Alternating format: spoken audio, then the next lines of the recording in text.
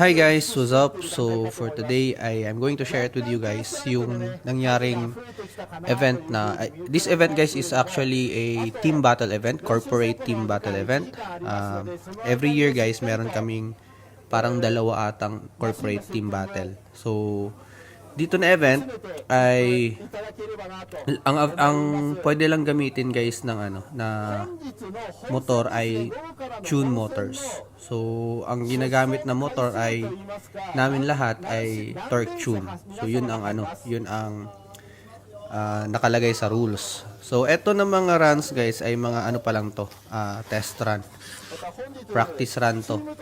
So ito na banda ay during sa test run ay somehow medyo mabagal tayo konti kasi yung iba ang ganda kasi wala talaga kayong choice kasi bibigyan lang kayo ng motor yun kasi kasama yun sa payment yun wala kayong choice na tapos on the spot pa yung break in ng motor dyan guys sa event na yan. And nung napansin ko nga guys na medyo mabagal konti yung napiling motor ay nag-decide akong magpalit dito ng gulong. Instead naka small dia ako, naka medium ako. And FMA yung binitawan ko dyan na auto. Naka all 13 ako dyan. And naka-rigid pala. Oo, tama. Naka-rigid. So after nung nagpalit ako guys is yun na naging competitive na yung speed natin sa ibang players. And on the last run na to. Ito guys, yung nakita nyo, meron din kaming drag race dito. Okay, so meron kaming build na mga pang drag race din auto. Tune Motors pa rin ang gamit. Torque Tune, I mean. So, yun pa rin ang gamit namin. So, dito guys, na run na to, ay nag-gauge ako ng auto ng tropa ko kay Alvin. Kasi, nung naka-small dia pa ako, medyo naiwan talaga yung auto ko. Ngayon, nung nag-fight ako ng medium dia, yun na, medyo nakita ko na yung ganda ng takbo. Also pala guys, sa event na to kasama namin, invited namin ang isang player na famous dito sa Japan, si Takamo-san. Siya yung 2024 na BMAX champion dito sa Japan. Tsaka siya yung pinakamabilis na player ng BMAX dito sa Japan. Siya din yung guys, isa sa mga nagbabantay dun sa I don't know lang kung anong relationship, parang siguro sa EDM, I mean. So yun, saka siya yung naging coach ng Team Japan last year 2025. Okay, so eto na race, eto na yung official race na mag-start na. Alauna nag-umpisa. And eto na race ay nasa third lane ata ako. Yan. Third lane ako. So nakikita ang ganda ng takbo ng auto. Medyo mabilis tayo dito. Torque Tune lang yan guys na yun lang.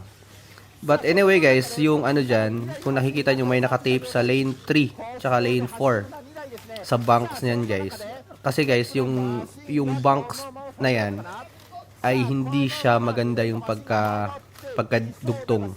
So meron na yung issues talaga.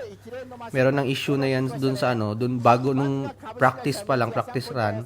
Si Takamo nga yung nagsabi sa akin na yun nga may problema dun sa banks nga na error. Kasi siya yung unang tumalon dun eh.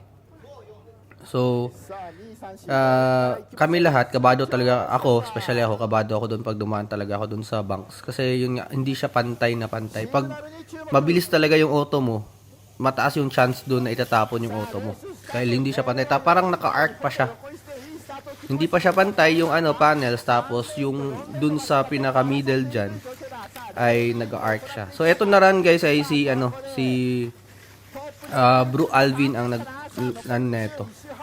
Akala din namin ay hindi siya makaka-score dito kasi nauna yun eh. May dalawang nauna. Buti na lang yun nga, nag-course out yung dalawa at nanalo. So, pag pala guys, pag nanalo dito guys, yung point system kasi to. So, 3 points and then yung mga nakatapos na iba, na hindi nag-first ay 1 point na makukuha nila. At pag nag-course out, syempre, 0 points. So, yung ano, yung 1 point, sobrang ano talaga yon. Sobrang importante yon. Ito naman, si kasamahan namin, si Yuka.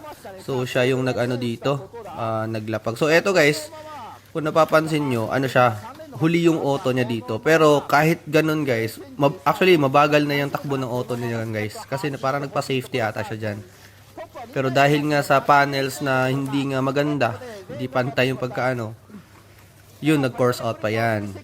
And ang nakakaano pa dito guys, ay binago nila yung panels. Parang inayos nila yung panels na yan after nang matapos yung rounds. So, eto naman, ang lapag dito guys ay si Tolmat. So, siya yung lane 1. And eto, siya din at saka si Tolmat at saka si Bro Alvin, sila yung naka 3 points sa amin kasi nakatapos sa kanila. Yan, tumapos talaga yung auto nila. At saka si Takamo-sang, ang tawag na ito, pareho din kami na nangyari. Kasi sunod na race, makikita nyo sa kanya. Pareho kami na nangyari na sa auto. Natapon din auto niya pagdating nun sa bank. Problemado talaga kami dyan sa banks na yan. Nung race event. So, eto na siya. Parang lane 2 ata siya dito. Si Takamo-san. Yan, kung makikita nyo, I'm pretty sure sa mga naglalaro ng BMAX World Cup, familiar siya. Mapafamiliarize nyo yung niya, yung itsura niya. Tsaka yan yung auto niya na nauuna.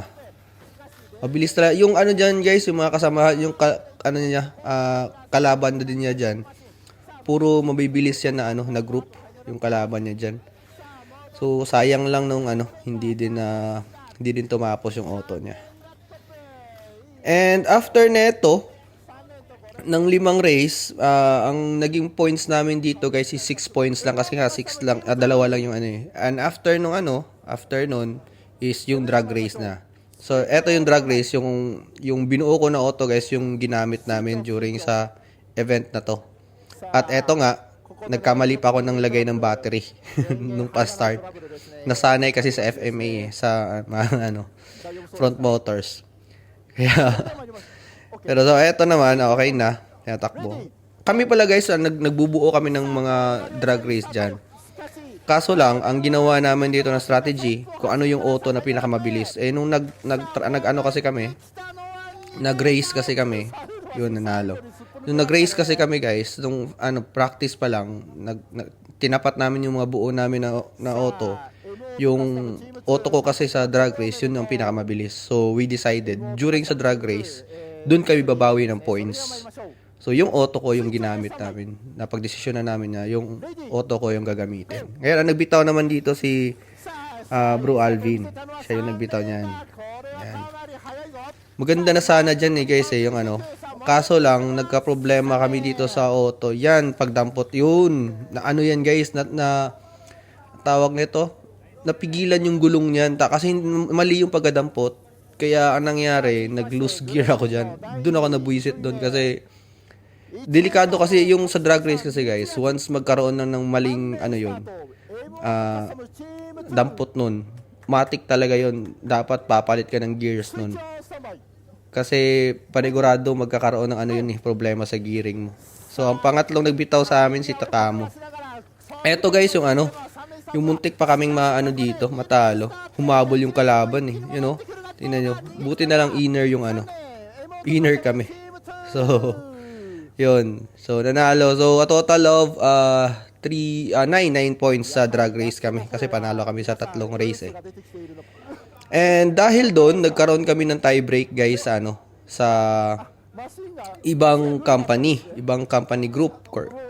So, dahil kung sino mananalo dito ay proceed siya sa next na ang tawag ba nito?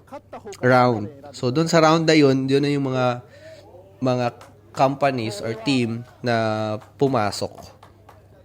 Ay yung matataas na points, I mean. So, ang ano namin dito, ang naglapag dito sa amin is si Alvin. Gamit niya yung auto niya. So, dito lang is, maganda sana yung umpisa ng laban. Kaso, yun nga, nakikita kasi namin na naiiwanan yung auto talaga. Na medyo bumagal talaga yung takbo. So, sayang. Well, mabilis din naman yung kalaban. Sayang lang kasi, yun na lang yun eh. Isang panalo na. Pasok na kami dun sa, sa second round. So, also pala guys, ay yung dinala namin dito na na company ay siya, sponsored siya ng MO2 costume, MO2 costume. Isa siyang parang talyer repair shop or car shop dito sa Japan. So sila yung nag-sponsor sa amin, binigyan kami ng shirt as uniform namin. Yun. Actually guys, ito na event, maganda to gawin sa kahit sa Pilipinas na magkaroon kayo ng kunyari mga companies. Kunyari sa isang company, 'di ba? Kunyari may branches sila, pwede kayong magpaano doon. Or kahit mga iba-ibang company, i-try ang tawag ba nito? Or mga BPOs company, 'di ba? Pwede tong gawin as as parang annual something na event, 'di ba? Pwedeng ganun. So, eto guys, wala na, tapos na. At saka, makikita nyo yung pagka-Pinoy talaga namin dito. Kitang kuhang-kuha sa live eh. Ito yung mga, guys, mga team. Nag-abutan pa ng pera, di ba? Pinoy na Pinoy talaga. But anyway guys, eto lang regarding dito. So, next time features natin yung auto na nagamit sa race. Okay, so hanggang sa muli guys. Thank you ulit sa panonood guys ha.